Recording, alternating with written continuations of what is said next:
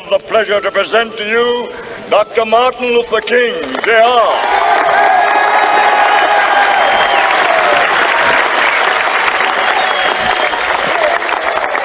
I am happy to join with you today in what will go down in history as the greatest demonstration for freedom in the history of our nation.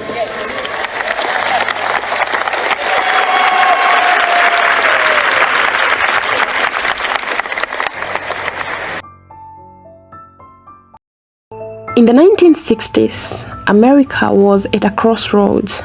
The civil rights of Black Americans were being challenged in ways that had not been seen since the abolition of slavery.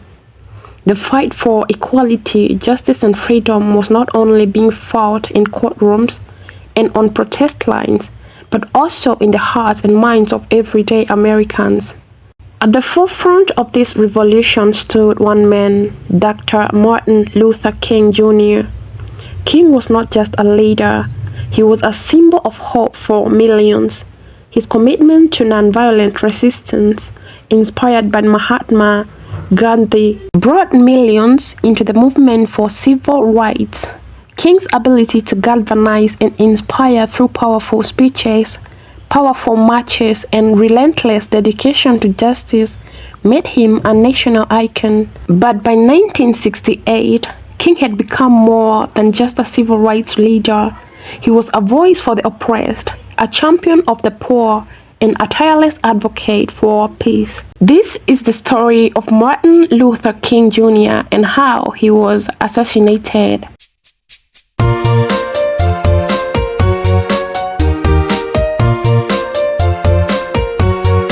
Martin Luther King Jr. was born on January 15, 1929 in Atlanta, Georgia, to Michael King Sr. and Alberta Williams King. His father was a pastor and his mother was a school teacher and organist. He had an older sister, Christine, and a younger brother, Alfred. King was raised in a deeply religious and supportive family, with his father being an influential figure in the African American community. The King family lived in a middle-class neighborhood and were well regarded within their church and community. King attended Yonge Street Elementary School in Atlanta. He was an exceptional student from a young age, showing early signs of intellectual ability and a love for learning. He later attended a private school at the Spearman College Laboratory School in Atlanta, which was associated with the prestigious Spearman College, a historically Black women's institution. This further provided him with a more advanced education than most African American children had at the time. King attended Booker T. Washington High School in Atlanta, where he graduated at the age of 15. His advanced intellect allowed him to skip 2 grades, entering high school at just 13. During this period, King's involvement with the church deepened. His father, Michael King Sr., was the pastor of the Ebenezer Baptist Church in Atlanta, and young Martin grew up deeply immersed in its activities. His early exposure to the church's leadership inspired him to eventually pursue a career in the ministry. In 1968, Memphis, Tennessee was a city marked with deep racial segregation and economic disparity. The population at the time was approximately 500,000 people, with a significant portion of the population being African American, around 30 to 35%. The city had a stark divide between its Black and white communities, both in terms of social opportunities and economic conditions. Memphis was a hub of racial tension, as the civil rights movement had gained momentum throughout the South. The city's economy was heavily reliant on industries like cotton, transportation, and trade. But the Black community often faced discrimination in employment, education, and public services. The economic inequality was a driving force behind protests, such as the one Dr. Martin Luther King Jr. came to support, the strike by sanitation workers who were predominantly black and seeking better wages and working conditions. Racial violence and tension between the black community and local law enforcement were common, and the city had experienced several incidents of unrest leading up to King's visit. Memphis, like many southern cities, was resistant to the changes called for by the civil rights movement, which made King's presence there even more impactful and significant. It was early April 1968, and King had turned his attention to an issue that was often overlooked: labor rights. He was in Memphis, Tennessee to support a sanitation workers' strike. The workers, predominantly black, were protesting against poor working conditions, low wages, and the tragic deaths of two workers who had been crushed by a malfunctioning garbage truck. For Dr. King, the fight for racial equality and economic justice were interconnected. This was not just a strike about pay. It was a fight for human dignity and respect. Memphis had been the site of violent clashes, as the city was deeply segregated, and the protest had stirred up tension between the black community and the city's government. King, who had spent much of his time speaking out against injustice, felt a strong moral responsibility to stand with these workers. His presence in Memphis was part of a broader effort to bring attention to the struggles of poor Americans, regardless of race. Dr. King arrived in Memphis on March 28th, but the situation was tense. The strike was becoming increasingly volatile, and the march he led that day ended in violence when it turned into a full-scale confrontation with the police. In the aftermath, King became deeply troubled by the turn of events, but he was resolute in his belief that nonviolence was the only path forward. King knew that the movement needed to stay focused on its moral and ethical goals, despite the challenges they faced.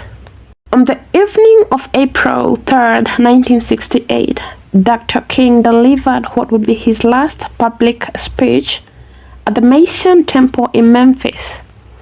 The speech, often referred to as the "I Have Been in the Mountaintop" address, is remembered for its emotional depth and its prophetic tone.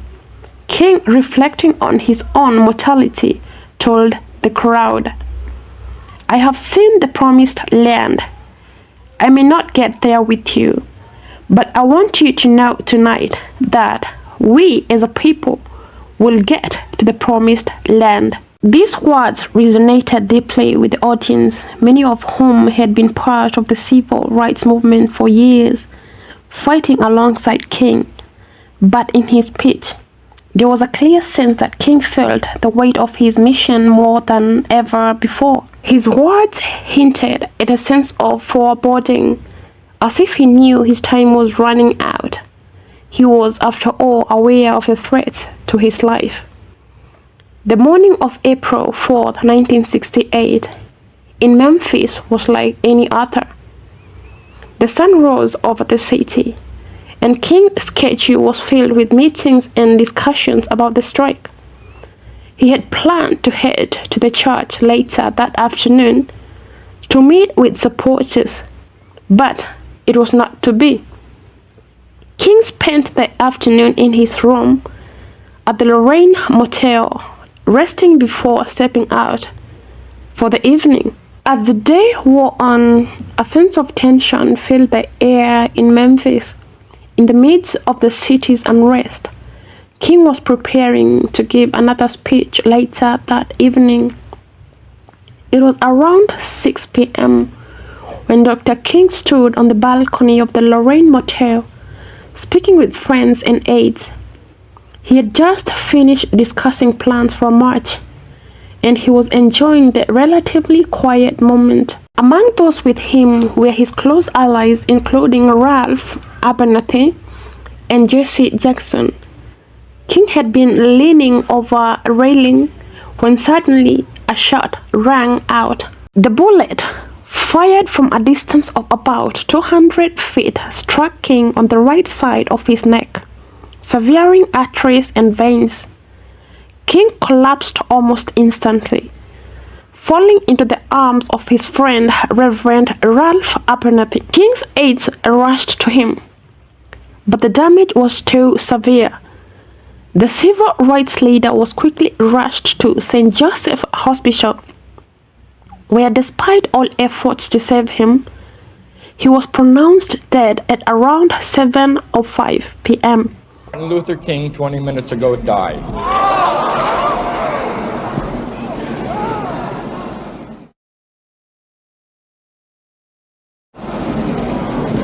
I would like to take this opportunity to ask Reverend John Genzel, who is the jazz minister, to lead all of us in prayer for Martin Luther King and the future of all civil rights movements.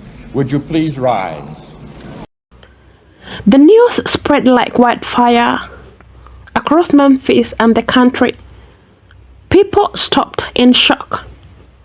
The death of Dr. Martin Luther King Jr. was more than just the loss of a leader. It was the loss of a symbol, the loss of hope for a nation grappling with its own deep-rooted divisions. And saddened by the brutal slaying tonight of Dr. Martin Luther King. I ask every citizen to reject the blind violence that has struck Dr. King, who lived by nonviolence. The aftermath of Dr. Martin Luther King's assassination was a moment of profound national tragedy and deep unrest, particularly in Memphis and across the United States. The events that followed were shaped by grief, anger, and frustration of millions who had been inspired by King's leadership, as well as the broader context of racial tension and civil rights struggles in the country. In the hours following Dr. King's assassination, Memphis erupted in chaos. As news of his death spread, people gathered in the streets of the city, shocked and heartbroken by the loss of a leader who had fought tirelessly for justice, equality, and peace. Memphis had already been a city filled with tension, especially following the sanitation worker strike that King had been supporting. The black community in Memphis, as well as in other cities across the South, had long been subjected to systemic racism and poor working conditions, and King's involvement in the strike was seen as a crucial moment in the fight for economic justice. In the immediate aftermath of King's murder, many black residents of Memphis, feeling both a sense of loss and anger at the system that had failed them, took to the streets. Riots broke out in various parts of the city. The violence was fueled by a mix of grief, anger at the injustice of King's death, and frustration with the slow pace of racial change. Businesses were looted, stores were set on fire, and there were widespread acts of vandalism. Memphis police were unable to contain the unrest, and the National Guard was eventually called in to restore order.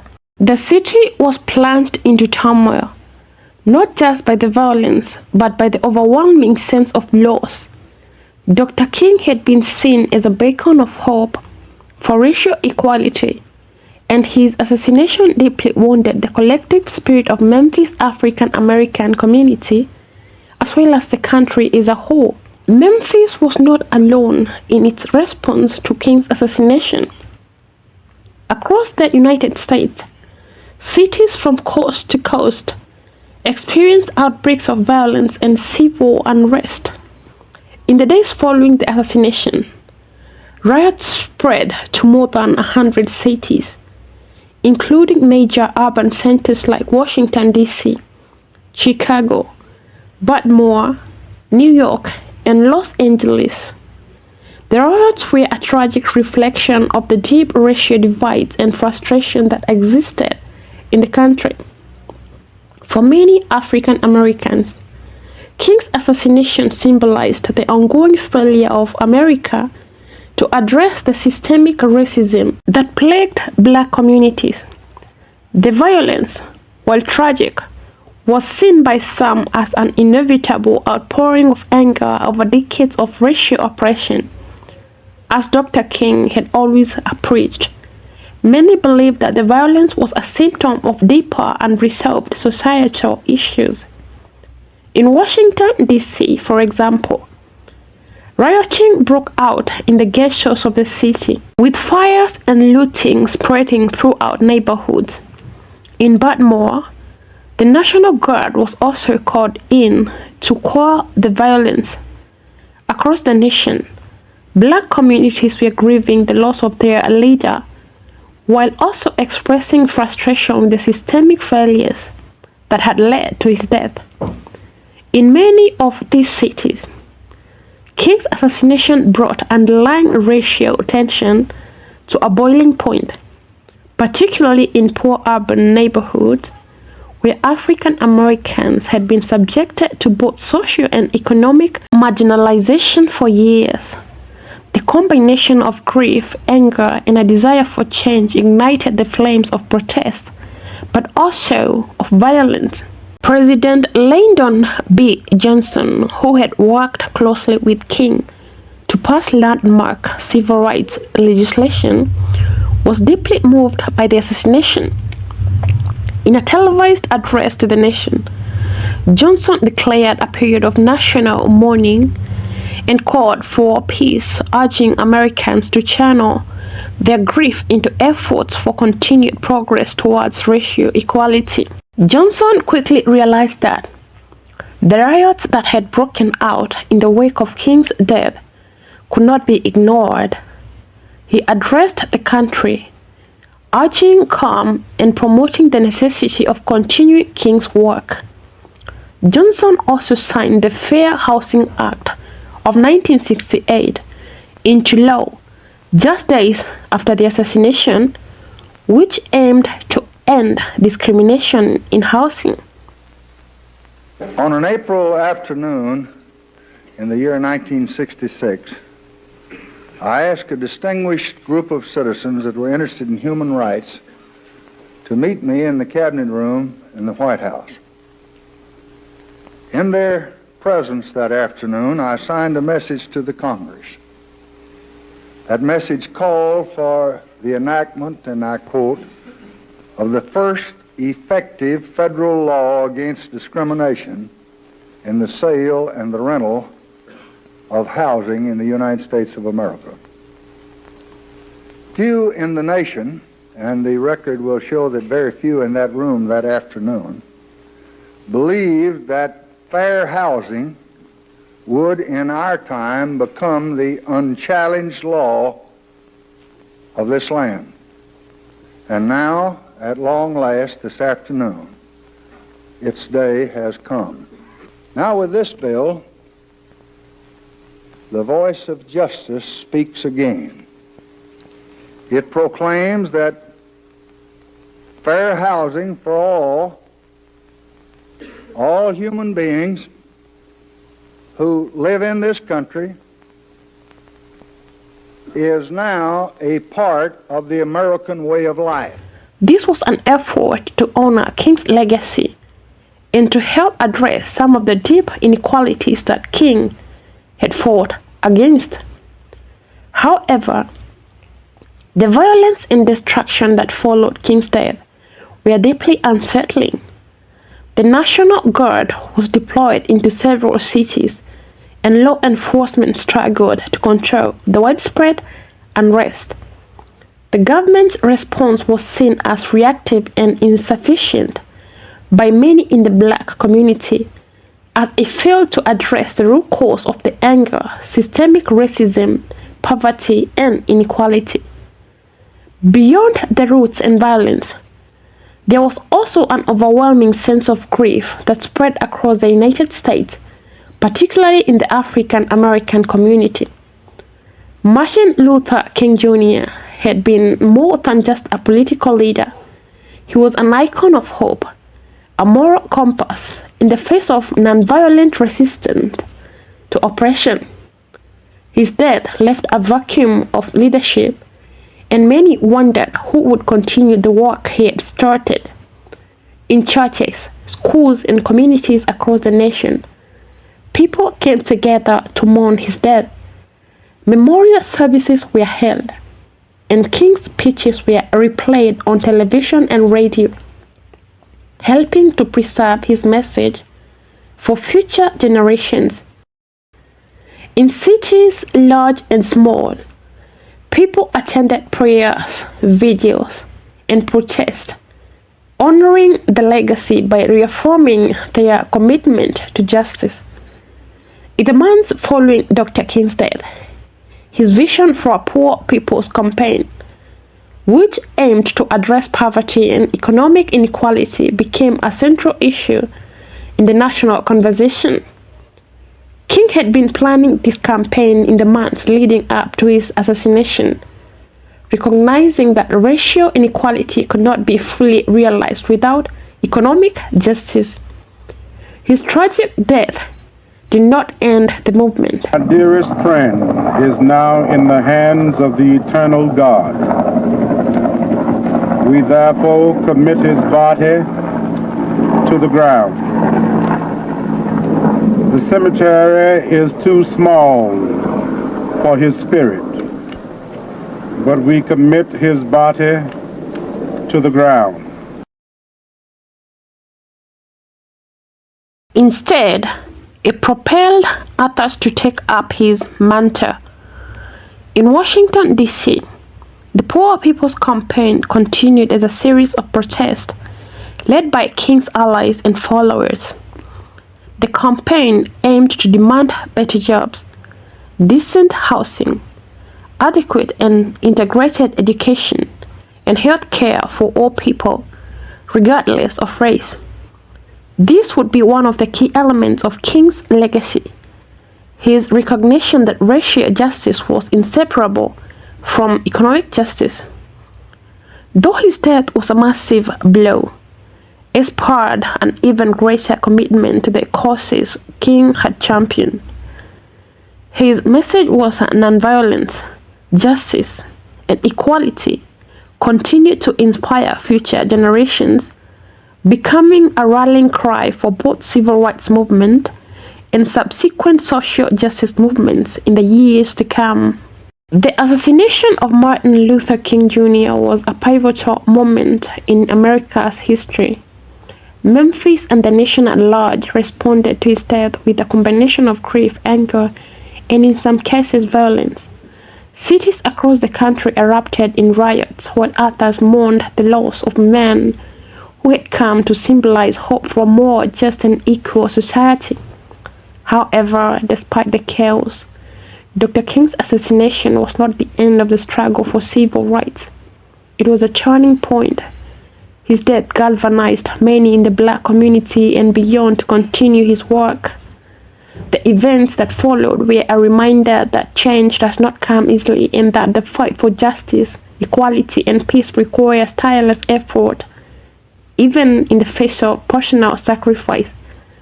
King's legacy lived in the activism that followed, inspiring a new generation to make up the cause of racial and economic justice. Though Memphis was shaken to its core and the nation was left to grapple with the devastating loss, King's death ultimately reinforced the urgency of his message and the need for continued progress in the fight for civil rights. His dream, though tragically cut short, was far from forgotten.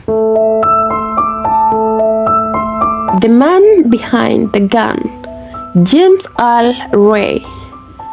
The assassin was James Earl Ray, a 40-year-old fugitive who had been living in the fringe of society. Ray was born in 1928, had a criminal history, but he had spent much of his life in and out of prison for petty crimes. After escaping from a Missouri penitentiary, he had spent the months leading up to King's assassination planning the murder. Ray had rented a room at a boarding house across from the Lorraine Motel, from where he could see King's balcony clearly. He had smuggled in a high-powered rifle, took aim and fired the fatal shot. Afterwards, he fled the scene in a white Mustang, but not before leaving behind the weapon that would later link him to the crime. The authorities were quick to launch a manhunt, but it wasn't until June 8, 1968 that Ray was apprehended in London after attempting to flee to Rhodesia, now Zimbabwe. Upon his arrest, Ray initially confessed to the crime but later recanted, insisting he had been framed. Despite the retraction, Ray was convicted of the murder and sentenced to 99 years in prison. The controversy surrounding the case, including conspiracy theories alleging government involvement, had continued to fuel speculation about the true nature of King's assassination. In the years following King's death, his vision for a just, equal, and peaceful society continued to shape American life. The civil rights movement, which had led, achieved monumental victories, including the Civil Rights Act of 1964 and the Voting Rights Act in 1965.